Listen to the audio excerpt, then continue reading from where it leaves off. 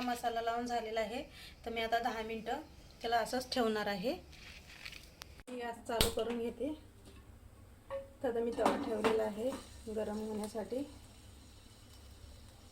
मी त्यामध्ये तेल टाकलेलं आहे। तर आपलं तेल गरम झालेलं आहे। तर आपल्याला बांगडे मच्छी फ्राय होण्यासाठी टाकायचे आहे।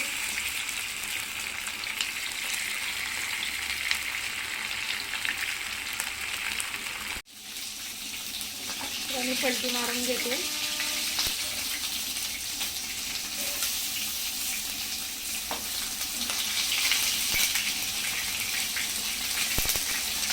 एका साईडने पलटी मारून झालेली आहे आपली मच्छी। तर बघू शकता किती छान झालेली आहे।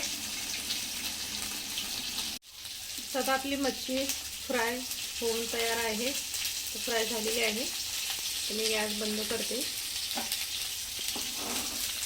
आपल्याला ह्याच्यामध्ये काढून घ्यायचं आहे आता।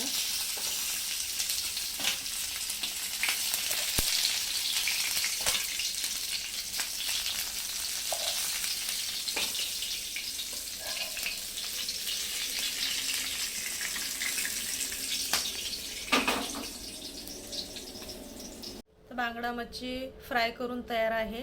तर तुम्ही पण असंच बनवून बघा आणि लाईक करा, शेअर करा, सबस्क्राईब करायला विसरू नका।